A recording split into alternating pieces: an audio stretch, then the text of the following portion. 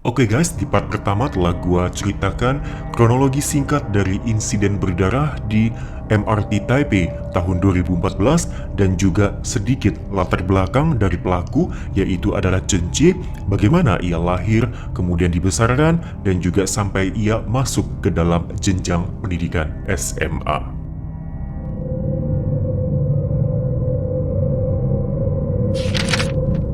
Dan setelah lulus dari SMA, studi Chen Jie di perguruan tinggi ternyata tidak berjalan dengan mulus.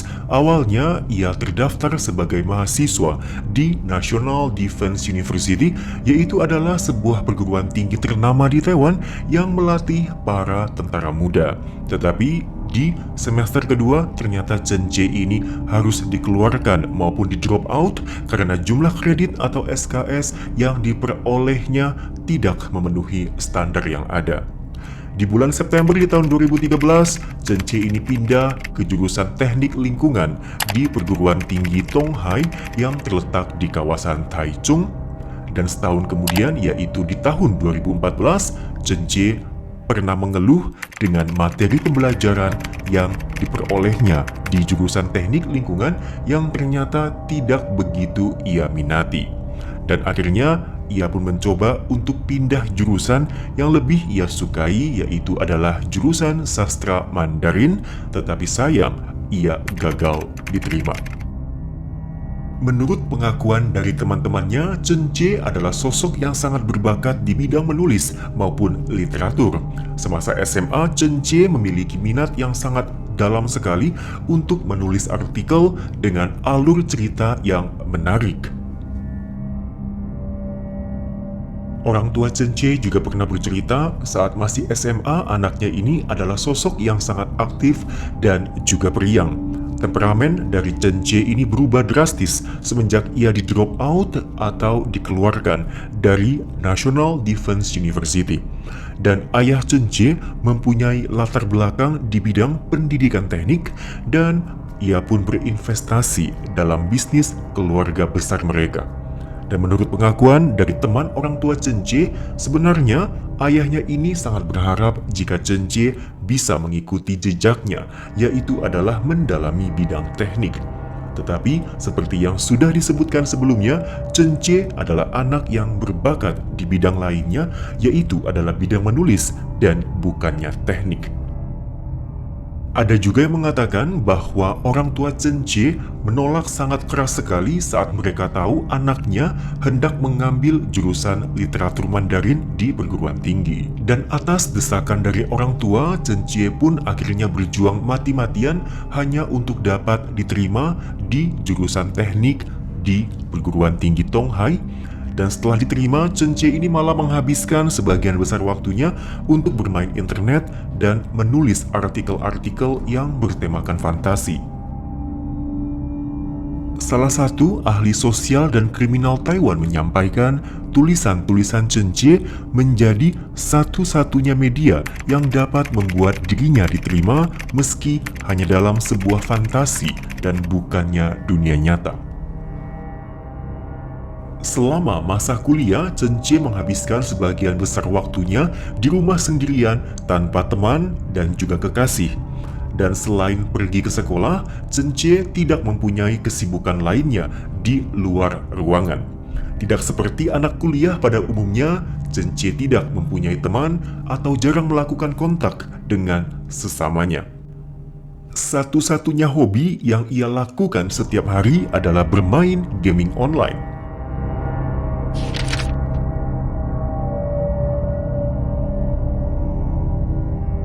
Dalam proses investigasi, Chen Jie juga mengaku dirinya ini sangat suka sekali bermain game bertemakan kekerasan seperti misalkan pembunuhan atau bahkan perkelahian. Dan juga ia bahkan mengatakan dirinya ini adalah pemain maupun penggemar berat dari gaming yang bernama League of Legends dan juga Tower of Savior. Dan setelah pengakuan tersebut dibuat, perusahaan yang merilis kedua game itu pun membuat pernyataan jika teknik maupun permainan yang ada di dalam game mereka tidak ada hubungannya dengan motif dari Chen Jie. Dalam laporan investigasi yang dikumpulkan oleh penyidik, disebutkan Chen Jie ini pernah menuliskan sebuah janji gila di forum diskusi di internet yang bernama adalah Wuming Xiaozhan. Dan kalau di Indonesia itu seperti Kaskus. Dan Chen Jie menulis bahwa dirinya ini akan melakukan aksi pembunuhan terhadap orang-orang umum, dan juga ia berkali-kali menyebutkan lokasi pembunuhan yang dianggapnya sangat ideal, yaitu adalah di peron stasiun MRT Taipei atau di jalan-jalan umum kota Taipei. Dan ia juga memperkenalkan dirinya sebagai ketua para lelaki. Dan berikutnya gua akan cerita sedikit pengakuan dari Chen Jie yang gua anggap sebagai pengakuan ya, yang sepertinya ini psikopat. Dan Chen Jie ini pernah mengatakan kepada tim polisi, ia bercerita dirinya ini sebenarnya mempunyai dendam kesumat terhadap dua teman wanita sekelasnya saat mereka duduk di bangku SD. Gila banget gak sih? Permasalahan ketika SD ini bisa terbawa ya hingga ia besar dan terus diingatnya. Jadi saat Chen Jie ini masih SD, diceritakan kedua teman sekelasnya yang wanita mengejeknya tidak bisa memainkan seruling dengan baik. Dan ternyata ejekan tersebut pun dipendam bertahun-tahun oleh Chen Jie. Kepada tim penyidik, Chen Jie bercerita saat itu, yaitu masa SD, Chen Jie ini pernah bersumpah untuk membunuh kedua temannya pada suatu hari nanti.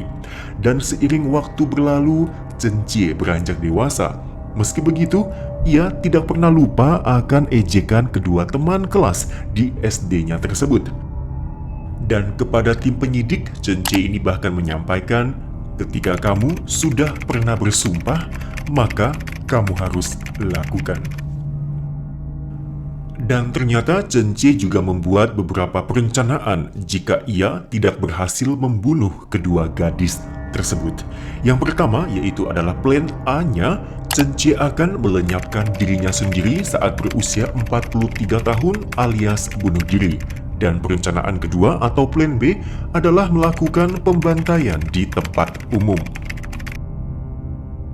Dalam salah satu karya cerpen yang pernah ditulis oleh Chen Jie berjudul Taipei Night Kill, Chen Jie menceritakan fantasi membunuhnya melalui kalimat-kalimat seperti menendang orang hingga terjatuh di atas rel dan kemudian terlindas kereta yang tengah melaju, atau membuat area stasiun MRT Taipei berlinang oleh darah manusia. Dan dalam tulisan cerpen lainnya yang berjudul Benci, Chen Jie bahkan menulis, jika aku berhasil menangkapmu, maka aku tidak lagi manusia, dan setiap harinya aku akan memasukkan cairan asam ke dalam mulutmu. Chen Jie juga mengaku semenjak ia di drop out dari National Defense University, ia merasa sangat kecewa dan performa studinya di kampus Tonghai juga tidak terlalu memuaskan baginya. Di tengah kekecewaan yang ia rasakan, Chen Jie ingin mewujudkan fantasinya yang telah ia tanam sedari dulu, yaitu adalah melakukan pembantaian di tempat umum. Dan tanggal 21 Mei 2014 di pukul 4.25 sore, Chen Jie menyerang dengan acak di dalam MRT Taipei.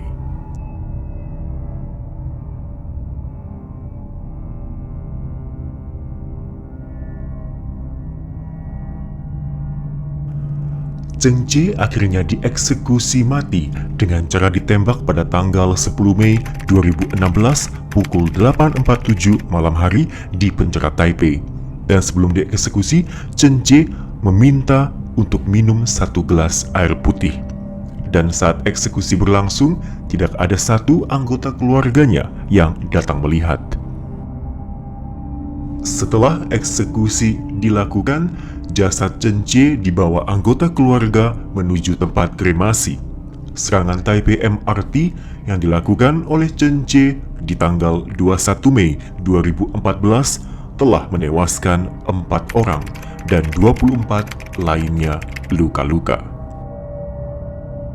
Dan semenjak kasus ini terjadi, pemerintah pun memutuskan untuk mengirimkan personil kepolisian yang dilengkapi dengan persenjataan dan kemudian mengawasi stasiun-stasiun MRT Taipei. Di samping itu, aparat kepolisian pun terlihat sering mondar-mandir dan berjalan di dalam gerbong kereta.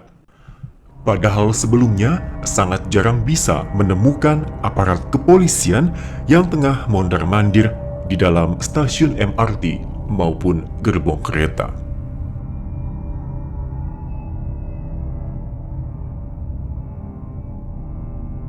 Setelah kasus penyerangan Chen Jie mencuat ke publik, beberapa pihak yang mengaku pengagumnya pun membentuk grup penggemar di Facebook.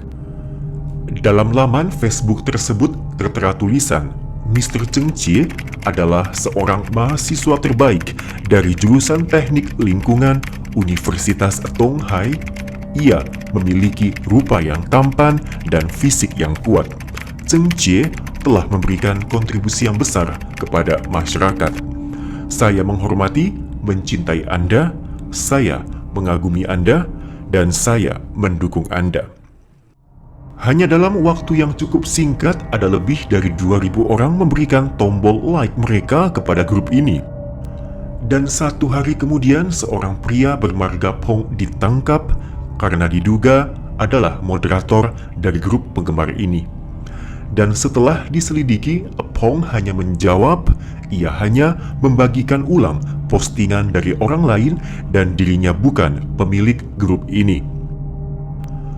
Dan pada akhirnya 1 bulan kemudian, yaitu di tanggal 22 Juni, aparat kepolisian berhasil menangkap pemilik dari grup penggemar Chen Jie ini, yaitu seorang mahasiswa di perguruan tinggi Datong yang bernama adalah Yan Chengdian. Yan Chengdian mengatakan alasan mengapa dirinya membentuk grup ini karena ingin mendapat perhatian dari kedua orang tuanya. Oke guys, thank you banget bagi kamu yang sudah nemenin gua membahas perihal Chen Jie yang merupakan pelaku dari serangan MRT Taipei di tahun 2014. Dan di part pertama dan part kedua, terima kasih banget. Nah, bagi kamu yang suka dengan cerita seperti ini, jangan lupa untuk subscribe dari channel Tanda Taiwan Beranda dan juga bunyikan lonceng notifikasinya. Sekian dulu untuk hari ini dan tetap stay safe.